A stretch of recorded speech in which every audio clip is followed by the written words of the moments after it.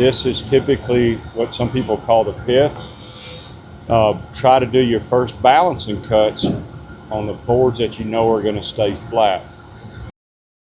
Yeah, exactly.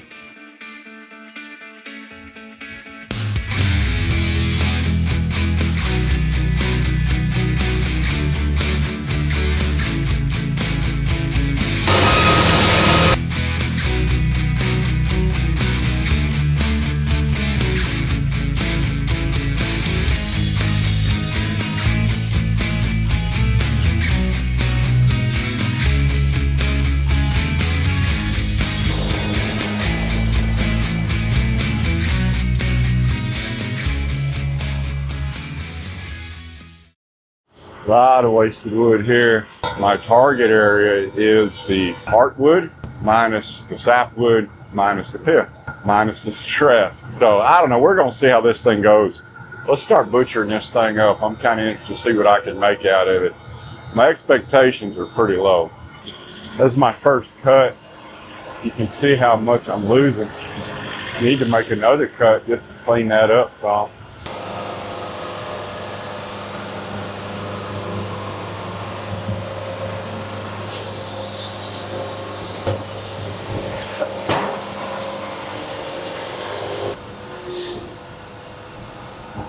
Here comes an equally painful part. In order for me to get through the sapwood, I'm going to have to cut right there. I need 6 inches of clean board. It actually looks a little low. One thing I am going to do is I'm going to use my drag back fingers to measure how high the ends are. So you can see where my finger is right there, just barely touches. I'll bring it, the saw head all the way forward. You see where it's clear right there. I need to raise my toe board. This touches the finger. See that? And I'm going to drag this thing all the way back here. It just touches right there. That's about as good as I'll be able to do with this one.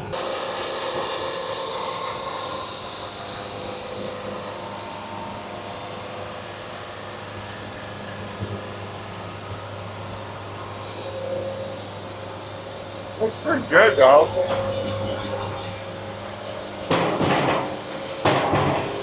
It's about right.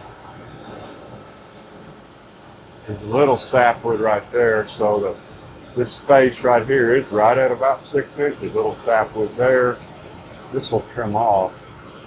But this is the problem with the sweepy log. Look how much waste there is. I know a lot of folks are going, yeah, I didn't have to cut that deep. But on cherry, if you want your boards to stay straight and flat because of the high extractive content in the hardwood, those boards will bow and cup and twist unless you get into the hardwood and try to minimize the sapwood hardwood ratio.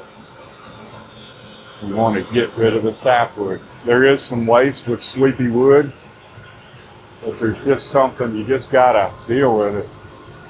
Try to get as much out of it as you can of high quality wood. Kind of square them up. Again, I'm looking for about a 6 inch face. So that looks about right.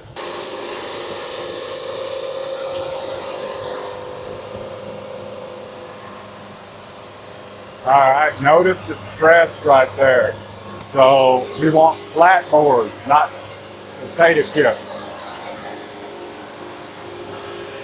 You can see the stress track. You can see the stress. That's not good.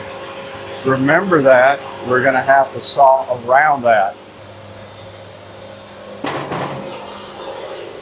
All right, but we know that's a stress face. We're going to go ahead and rotate out of it.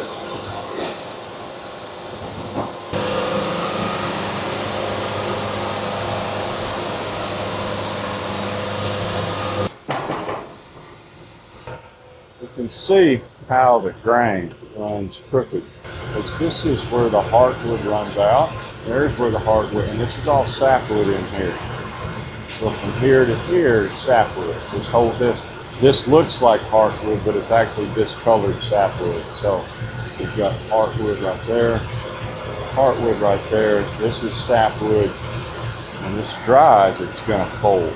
Right here, it's gonna fold just like a sheet of paper. Now I could turn this into two 4-footers. I'm actually probably gonna save this. I may be able to sell it as a nice 4-quarter live edge slab. While I got it here, I might as well knock the bark off with my special bark knocking off tool. I'm sure that's what it's designed for. So I am probably going to stack that and sell it as a 4-quarter live edge slab. But the reality is it's going to fold right in the middle. So I'll probably have two small 4-quarter live edge slabs when I'm done. One of the hardest parts of the sawmill business is minimizing waste and maximizing quality. When you cut a board like that you know is going to be defective as far as high-grade hardwood, it needs to be going through your brain, what else can I use it for? And in this case, we do sell a lot of 4-quarter live edge slabs for charcuterie boards. It's going to bow, it's going to crook, it may be dead. But by the same token, I want to give it a chance. I'm going to have to waste energy on it, putting it through the kiln and then running it through the planer. So there is a certain trade-off. Is the board going to be worth the electrical energy costs and my energy costs? I don't know. I think this one will. I just hate wasting wood, but it may be just a DOA board, but I'm going to give it a chance. I'm going to throw it a lifeline. Well, let's get back to sawing here. We know which way the stress is. I mean, we got this big old stress crack here. So what I'm gonna do is I gotta try to at least get this somewhat balanced, these boards balanced so they don't twist. You never want the pith off to the side if you can help it, especially with a board that's got a lot of twist in it. Some of these decisions aren't real hard at this point. I'm always gonna try to balance the face that has the least amount of risk as far as bow. So that would be this face.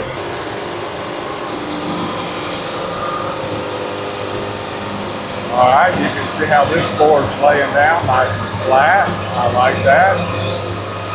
Get a couple more.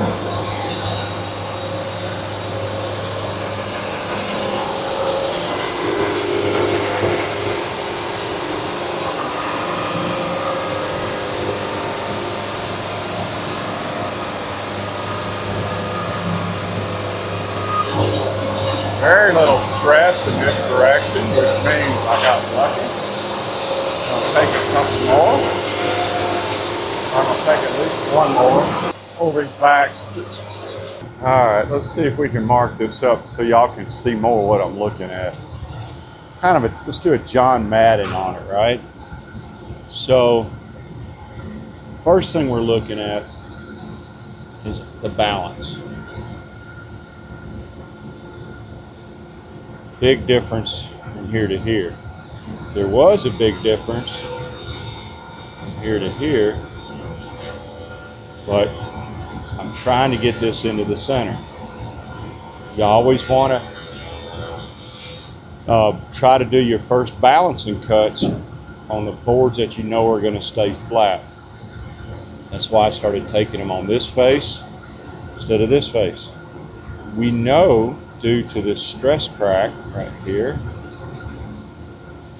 these boards are going to bow like that. This board, because that stress is what's opening up the continental divide right there, okay? So that's why I wanted to take them off this side. So I'm going to try to go to these last.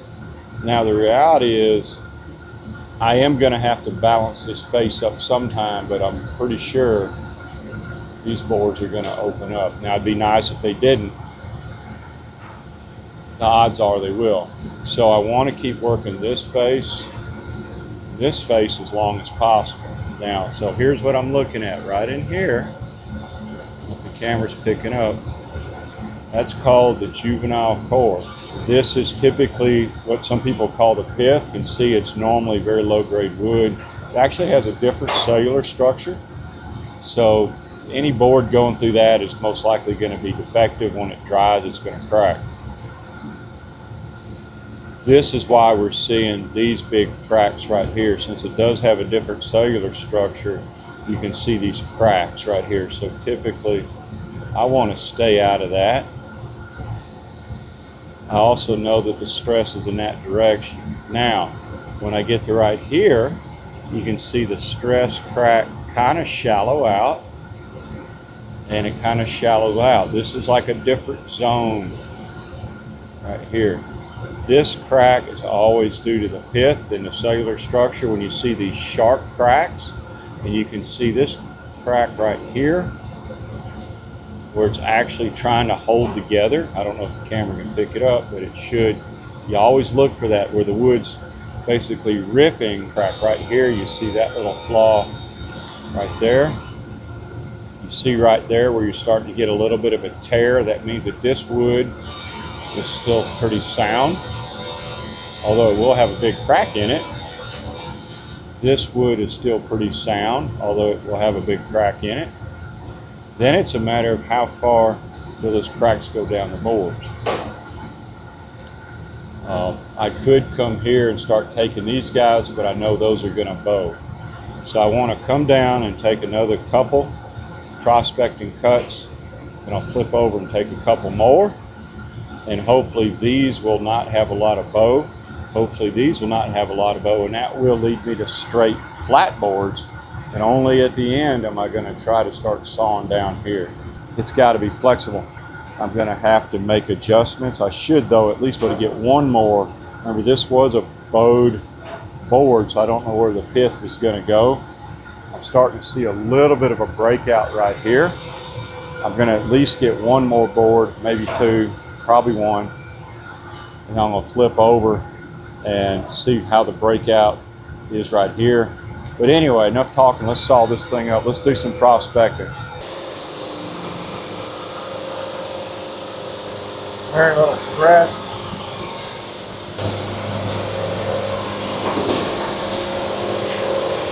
We'll rotate.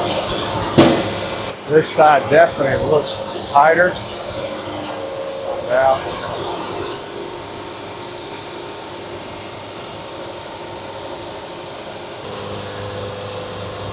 I can feel that this is a good board.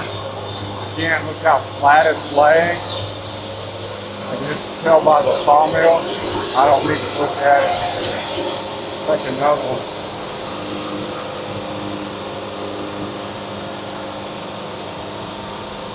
I'm about 8.5 inches tall right now, so.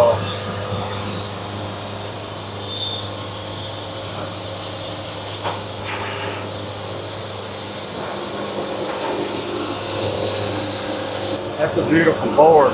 I could really stand to get one more. I'm really going to unbalance that.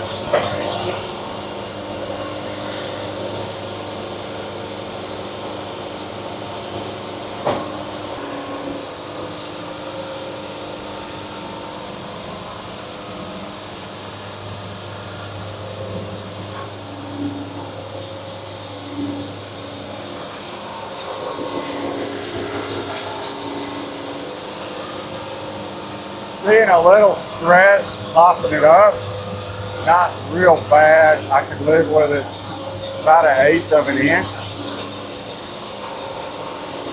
Gonna have to deal with it. We'll see what this one does. Yeah, you can see it popping up, but I'm still within my, what I would like to say, my 1/8 inch or 1/8 foot. Keep going.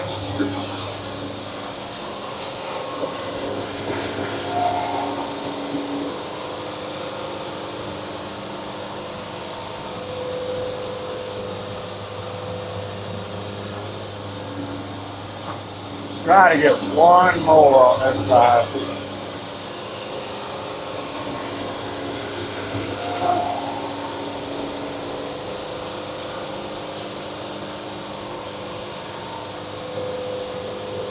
You can see the stress moving it, setting back down so it's tolerable. Pull this guy off.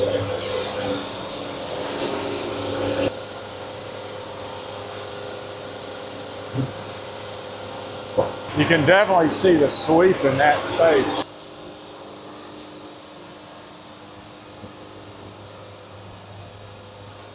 Still jacking up, but not too bad. Oh yeah, I'm getting a little too much stress. I don't like this. So as I mentioned, I can tell we're getting into the nasty. This face doesn't look bad. Was showing some stress, just to not saw it anymore. This face looks pretty good with a crack. Doesn't look too bad. We'll try to get one here. Then I'm going to flip over and try to get one there. And I'll probably try to get there. You know, at this point, a lot of it's just trying to get one more board. One more board, one more board. Now, yes, I am losing some time by thinking, but I would rather do a little bit of thinking and just kind of whittle or fillet the cant down. I know the pith is nasty. It's already showing on one face. But if I can get, I mean, ideally 3 more boards out of this, heck yeah, that's worth it. So I bring these boards back, hopefully they'll see the quality drop off. After I go into the pith. This guy's about as narrow as I can make it. Forward. You can really start to see the crack forming. In that no-fly zone, you can hear it on the sawmill as it hits these things. You can hear the tone change. I normally don't save these, but since I'm doing a video, I thought it would be illustrative why you don't saw through the pith.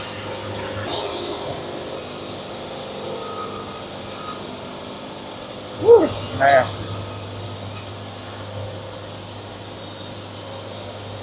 Got to be gentle pulling these boards back. It's about to fall apart. So I'm stacking these up in the order I sawed them, milled them, I guess is the proper term. And then you'll be able to see the progression from out of the pith, into the pith, and then back out of the pith. Whoa, this one cracked, just setting it up here. Okay, ugly. Let's turn old squeaky fan off so I can talk. And then this was that last series on that cant. Remember we did the flip? We recovered one good board, as I was hoping. Then we started getting down into the nasty, and these boards show why you don't want any part of the pith in cherry. I mean, you got a good board. This board, not bad, but look here. And then let's come down to here, and you're starting to see this crack. So the only board that we may get out of that is one little 4-footer. The next board is opening up even more in the pith, or the juvenile core. Cut it there, it's looking worse. You can just see how bad this is getting. You can see there's no strength in that juvenile core at all. This board right here, there's maybe 2 foot of decent, but it's a dog. Same thing here, you can see this was the other side. These cracks are so bad they're coming apart. Look at that. So this is definitely useless wood. Basically the deal is when you're sawing through the pith, you're not saving anything, you're just wasting time. I know a lot of sawyers, once they get to that little 3-inch 3-inch or 3 boards or 4 board area, they'll just square that up and get rid of it. Not even burn through it, but for the purposes of this video, I wanted to show you why it's not a useful exercise to get that. You may think you're wasting wood, but the reality is there's no wood in there to begin with. However, as ugly as this log was, we actually had a pretty high recovery rate. I'm pretty pleased with it. Most of the boards turned out really well. The pith is always expected to be garbage. The sweep has to be removed. That's just part of it. But by and large, we got lucky, we did good, and it is on to the next log. Hey guys, I hope y'all enjoy these sawmilling videos. Y'all know I don't make any money on these to speak of. I do it because I enjoy teaching, enjoy showing techniques that we use here at the old Hobby Hardwood to produce some of the best wood in the country. If you don't mind, please like and subscribe. It means a lot to me. Leave comments. I actually try to answer every single one. I figure if it's worth your time to comment, it's worth my time to answer. So I hope to see y'all again next week and have fun sawing. We'll see you. Thanks for visiting our sawmill. Click on the links above to see more of our videos.